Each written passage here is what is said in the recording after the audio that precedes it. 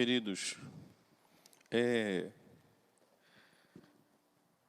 interessante perceber o discurso de Jesus ao longo desta semana, ele dizendo sobre o envio do Espírito Santo. E eu vou, e ele diz, é bom que eu vá, porque eu mandarei o defensor. Aquele que nos guarda, que nos sustenta, que nos protege, como eu dizia, na homilia, tanto do domingo, quanto na homilia de ontem. A temática do Senhor, ela é semelhante ao longo destes dias, dessa semana. Mas aí, eu queria não me ater nessa anúncio de Jesus sobre o envio do Espírito, até porque eu preguei ontem exatamente sobre isso. Mas eu queria com vocês, na primeira leitura, quando Paulo e Silas, na prisão, eles estavam feridos porque tinham sido açoitados, apanharam por amor de Jesus. Só que é interessante, traz aqui para mim a leitura, porque diz assim na primeira leitura: depois de açoitá-los bastante, lançaram-nos na prisão. Lá no versículo 25 diz assim: à meia-noite, Paulo e Silas estavam rezando e cantando hinos a Deus. Isso é surpreendente, porque eles poderiam estar ali murmurando, reclamando, blasfemando contra Deus. No meio da prova, no meio da provação, diz a palavra que eles estavam rezando e cantando. E não era a luz do dia, não era o meio-dia ou às 3 da tarde, era à meia-noite. Homens que tinham sido humilhados, perseguidos, açoitados, à meia-noite estavam presos, poderiam simplesmente estar tentando dormir para ver se a dor passava, mas eles estavam cantando hinos e rezando. Isso precisa ser para você que está aí do outro lado e para mim uma lição. Qual lição, Padre? A primeira: os amados de Deus também passam por provações. Em nome de Jesus, está na hora de nós acordarmos. Em nome de Jesus, está na hora da gente parar de viver uma fé falsa, fajuta, forjada, mentirosa. Onde existe uma pregação por aí que graça pelo mundo, onde promete bênçãos e graças e ninguém vai passar nada, e ninguém vai ter sofrimento, e ninguém vai ter coisa nenhuma. Isso vem do coração de Satanás. Esse não é o Evangelho de Jesus.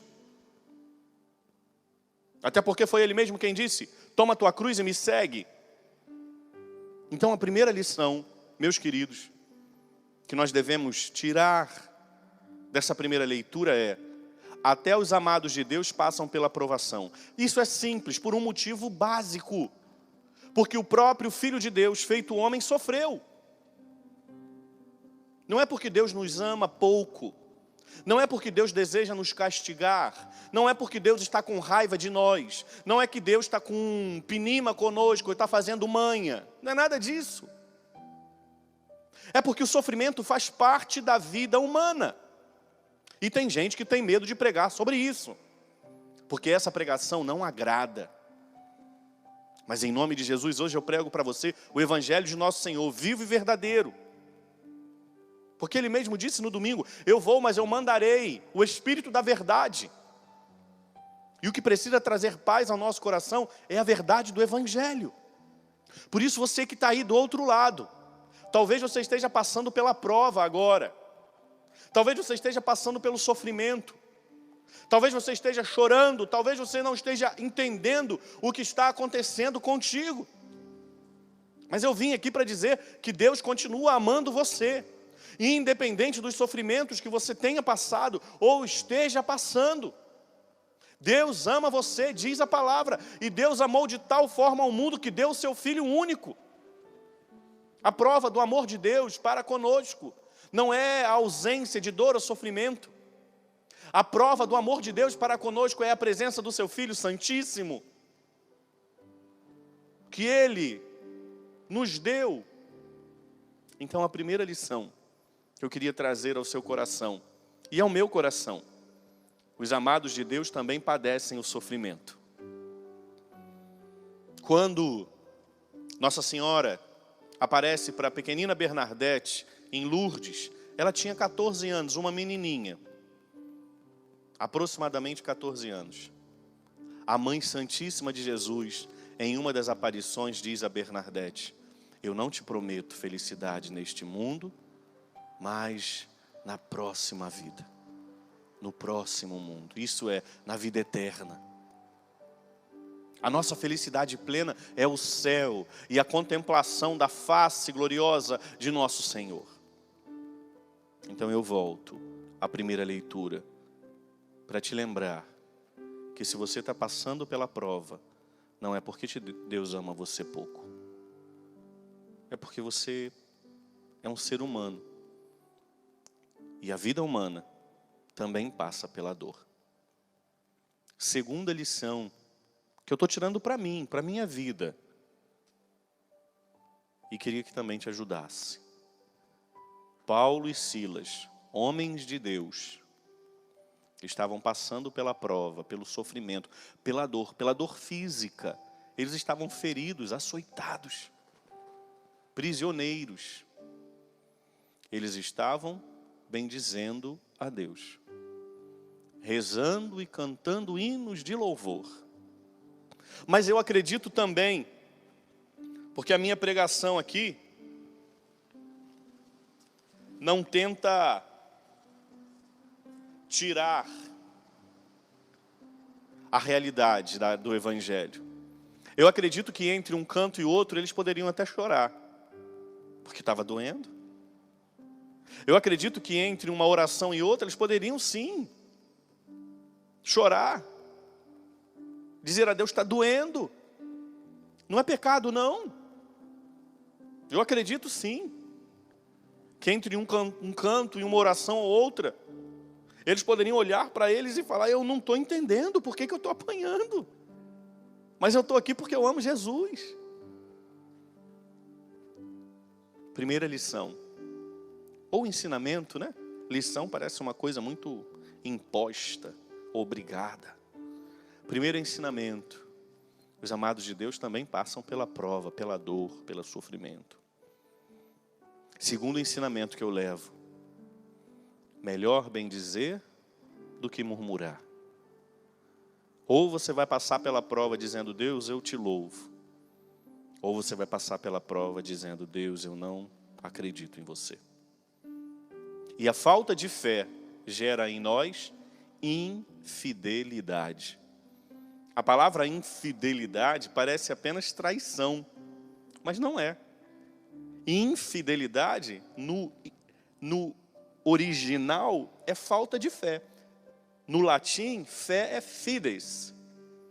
Então é infides, infidelidade. A falta de fé, a murmuração, gera em nosso coração infidelidade.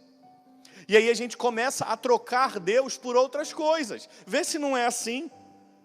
Vê se na hora do seu sofrimento, um monte de gente não foi lá bater na sua porta, hoje não pode visitar, mas talvez tenha te mandado uma mensagem, feito uma chamada para você e dito para você: faça isso ou faça aquilo. Busque a solução aqui ou acolá. Não está adiantando você ir na igreja, é mais fácil você fazer isso aqui ou aquilo outro. Infidelidade. A falta de fé, a murmuração, gera em nós infidelidade. Primeiro ensinamento, queridos, que eu levo para a minha vida, tomara que sirva para a sua: os filhos de Deus também padecem a dor. E isso não é sinal de falta de amor de Deus. Segundo ensinamento que eu levo para a minha vida: é melhor bendizer do que murmurar. E aí a gente vê aqui, ó, Hebreus, capítulo 11. Olha o que nos diz a palavra. A fé é o fundamento da esperança, é uma certeza a respeito do que não se vê. A fé é o fundamento da esperança, É uma certeza a respeito daquilo que não se vê. Na hora da prova, obrigado. Na hora da dor, na hora da lágrima, é preferível manter a fé. E como se mantém a fé? Dizendo a Ele, eu não estou entendendo, mas eu sei que o Senhor continua cuidando. Eu não estou entendendo, mas eu sei que o Senhor continua sendo Deus. Eu não estou entendendo, mas eu sei que o Senhor é o dono da minha vida. Eu não estou entendendo, mas eu sei que o Senhor é capaz de mudar toda a situação. Primeiro ensinamento, os filhos de Deus também padecem a dor. Segundo ensinamento, é melhor bendizer e louvar do que murmurar e se tornar infiel, sem fé. Terceiro ensinamento que eu queria dar para vocês, e para mim, eu não estou aqui só partilhando para vocês não, é para a minha vida. Paulo e Silas tinham sido presos injustamente, sofrido o flagelo, apanharam, foram açoitados, foram feitos prisioneiros, e quando Deus os liberta, que os soldados veem que eles tinham pensado que eles tinham fugido, então os soldados pensaram, nós vamos nos matar, porque o sofrimento vai ser menor do que se nós cairmos na mão dos nossos superiores. Paulo e Silas ainda têm um gesto de misericórdia para com eles. Não façam isso, porque nós estamos aqui. Vocês estão entendendo? Que os filhos de Deus, mesmo na hora da dor e do sofrimento, ainda mantêm um olhar de misericórdia para com o outro? Que nós, os filhos de Deus, e quando eu digo nós, não é porque somos melhores, não é porque somos perfeitos, não é porque somos imaculados, coisa alguma, mas porque nos decidimos por Deus. Até na hora da prova, o olhar de Paulo e de Silas foi de misericórdia para com aquele povo, para com aqueles homens. Isso precisa ser para nós também um ensinamento, porque quando eles olharam com misericórdia e disseram, não façam isso, porque nós estamos aqui. Qual foi o fruto dessa atitude? A conversão daqueles homens e de toda a casa deles. Um ato de misericórdia é capaz de mudar o coração de uma pessoa impiedosa. Um olhar de misericórdia é capaz de mudar a vida de uma pessoa má. Um ato de misericórdia é capaz de trazer o Espírito da verdade, porque diz lá no fim da primeira leitura, que aqueles homens aceitaram Jesus e eles e toda a sua casa foram batizados. Porque Paulo e Silas poderiam ter olhado para aqueles homens e pensado que eles se matem. O problema é deles, eu não tenho nada a ver com isso. Aqueles homens se perderiam, seriam danados ao inferno. Danar significa condenar ao inferno, eu sempre digo isso. Cuidado, deixa eu abrir aqui um parêntese, mais uma vez eu vou dizer. Cuidado quando você chama alguém de danado. Cuidado quando você chama alguém de danada. Cuidado quando você chama alguma criança de danadinho ou danadinha. Porque danar, isso é dicionário, isso é língua portuguesa, isso não é teologia. Danar significa condenar ao inferno. Cuidado, porque as palavras elas abençoam ou amaldiçoam. Paulo e Silas poderiam ter olhado para aqueles homens e pensado que eles se matem e aqueles homens seriam danados ao inferno. Mas Paulo e Silas tiveram um olhar de misericórdia. Não façam isso. E porque eles olharam com misericórdia, aqueles homens aceitaram Jesus. E porque eles aceitaram Jesus, toda a sua casa foi batizada em nome de nosso Senhor. No Pai, no Filho e no Espírito Santo. Primeira lição, ou ensinamento. Os filhos de Deus também padecem o sofrimento. E isso não é sinal de falta de amor de Deus. Segundo ensinamento. É preferível bendizer do que murmurar. Porque o louvor, a bendição, gera em nós esperança, fé. Fé é o fundamento daquilo que não se vê e a esperança do que se espera. O louvor e a bendição geram em nós esperança, fé. E terceiro, ensinamento. Mesmo na dor, é possível ter um olhar de misericórdia para com o outro. E esse olhar de misericórdia vai frutificar.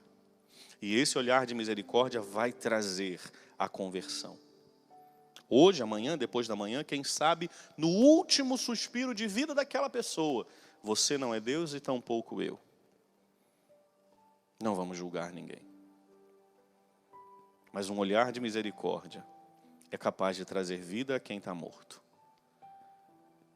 Que possamos, queridos, movidos pelo Espírito, porque é Ele quem santifica, é Ele quem liberta, é Ele quem traz a verdade, é Ele quem fortalece, é Ele quem sustenta. Movidos pelo Espírito, que tenhamos a graça de entender que o sofrimento faz parte da vida humana e de que ele não é sinal de que Deus nos ama pouco.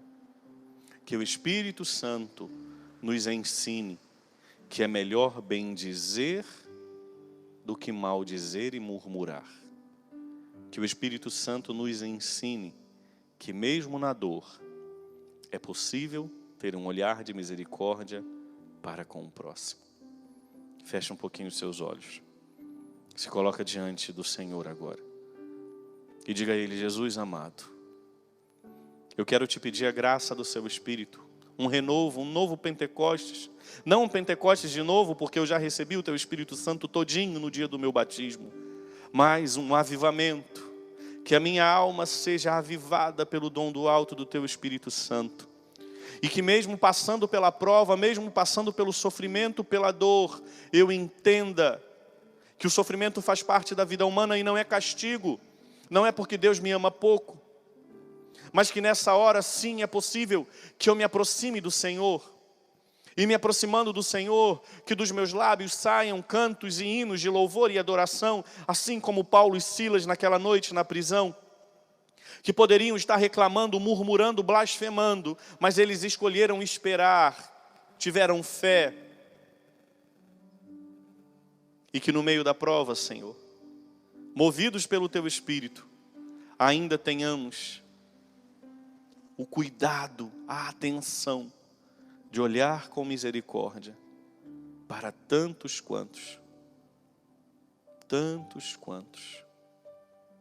precisam desse olhar. Peça ao Senhor a graça do seu Espírito Santo. Vem, Espírito Santo de Deus sobre nós. Vem sobre nós. Traz paz. Traz avivamento ao nosso coração. Traz vida nova, renovo. Peça isso. Se o teu coração está cheio de dor, enlutado, se o teu coração está passando agora pela prova e você pensa: eu não estou mais aguentando, diz a Ele: Jesus, o Senhor me conhece e sabe que eu não estou mais aguentando. Eu preciso do Senhor e do seu cuidado. Eu preciso do seu Espírito Santo. Peça isso a Ele. Faz a tua oração agora. Simples, tranquila, até mesmo silenciosa, no íntimo do teu coração, na tua alma, aí dentro, onde só Deus habita e você. O lugar do encontro, da experiência íntima, secreta. Vem, Espírito Santo.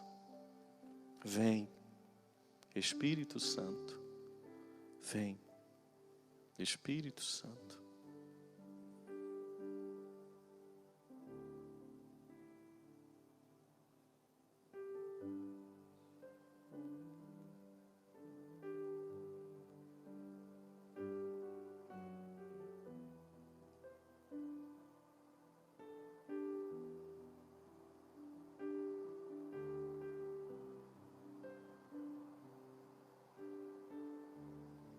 Obrigado, Jesus. Obrigado pela Tua palavra. Obrigado, muito obrigado pela Tua palavra que nos traz vida e vida em abundância. Obrigado pela Tua palavra que nos traz a verdade e nos mostra a verdade do teu coração para o nosso. Obrigado. Obrigado, Senhor, pela tua palavra que nos consola, que nos fortalece, que nos orienta, que nos mostra a verdade que devemos seguir, não a nossa verdade, Jesus, mas a tua verdade que cura, que salva, que liberta, que renova, que transforma, que converte, que ama, que afaga, que cuida, que protege, que dignifica, que traz vida. Obrigado. Muito obrigado, Jesus.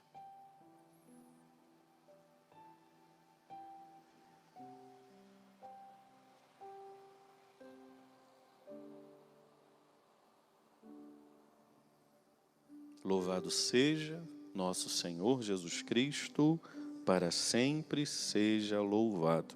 Irmãos e irmãs, apresentemos ao Senhor